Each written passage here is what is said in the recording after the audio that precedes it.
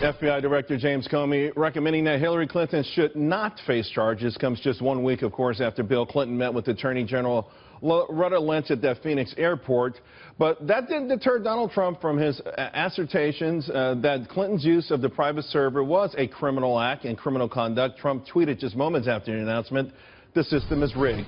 General Petraeus got in trouble for far less. Very, very unfair, as usual. Bad judgment." So does today's announcement help clear the path to the White House for Hillary Clinton, or will the perception that she's untrustworthy get even worse and haunt her even more? Joining me now to discuss, Tammy Bruce, David Morey, Morgan Ortegas, and former U.S. Attorney Matthew Whitaker. Matthew, let me start with you, because this is one of these things when Comey starts off, it seems as if he sets the stage for her to be indicted, or at least to ask for criminal prosecution, saying that it didn't have to be intentional, and nevertheless going on to lay out a litany of mistakes that Hillary Clinton made, showing arrogance, indifference, and also putting everyone at risk. And then he comes up with the conclusion, though, that it was just not enough. What do you make of it? Yeah, you know, he used this term extremely careless, which to me sounds like, you know, extremely negligent. And really, I think that there was a criminal case to be made, and for whatever reason, he said that this wasn't going to cause him to recommend it. But that being said, it really calls into question an FBI director who steps out and says that a prosecutor shouldn't make a prosecution decision. I thought that was dangerous territory towards the end of his press conference. You know, and while I have you, you talked about extremely careless. You also used extremely negligent. And, you know, I thought this would be another one of these word games that we get all the time, particularly from the left. What is, that kind of thing. So it wasn't gross negligence. Nevertheless, it came very close. I spoke with America's mayor, Rudy Giuliani, who says he thinks they're all the same, that there's no distinction between the two. And if that is indeed the bar for criminal prosecution, then that should have been the case today. No, and I would agree. I mean, Jim Comey clearly set out that intentional was the bar, but the statute does have gross negligence, and extremely careless seems to be the exact same standard. So he made a criminal case against Hillary Clinton. He just was unwilling to recommend it over to DOJ.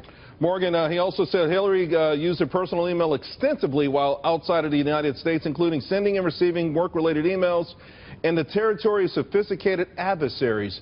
In other words, she put everyone at risk, everyone's lives at risk in the intelligence community. You're absolutely right, Charles. I mean, I think that probably one of the initial intents of setting up the email account was to avoid FOIA, the Freedom of Information Act, because she wanted to be able to email with her staff, with people that she trusted, without having those records be accountable to anybody. And what happened, I think, was clearly, as the FBI director said today, a careless lack of regard for national security secrets and information. There's not a person watching this television show, and I don't think there's a person in America today that thinks if their last name wasn't Clinton, that they would get away with this.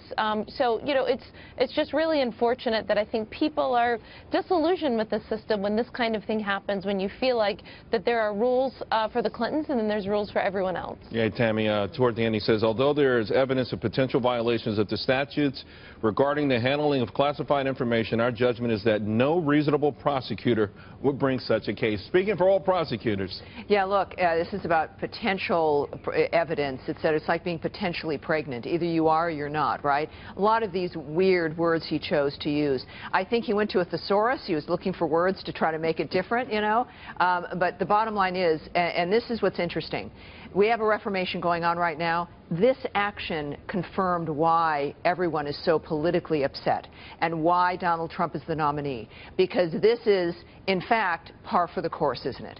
This is what we've come to expect. And the problem for Hillary Clinton is she may have escaped this kind of political criminal prosecution, but the American people will likely indict her in November. And so she is probably the best candidate that the GOP can be against. She's more easily beat, let's say, than a Joe Biden, many claim, and that she is now, this is just the beginning. This is not the end. This is the beginning, and it confirms even to anybody who is on the fence or independence that this is what we're against. It confirms not just Hillary Clinton, but the ruling class.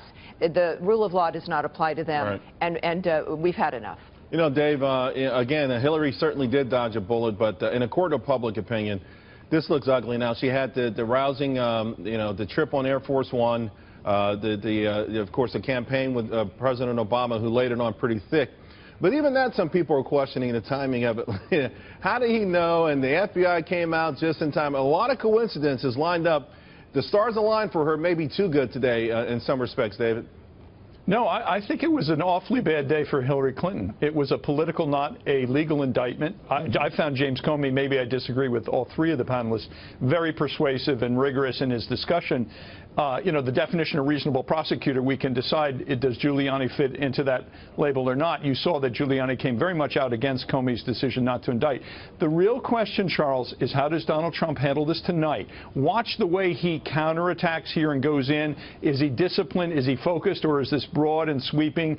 Does he look presidential in the way he draws a distinction here? This is a big challenge for Hillary Clinton. She's got a 20% deficit, according to recent polling, against Donald Trump on honesty and trustworthiness.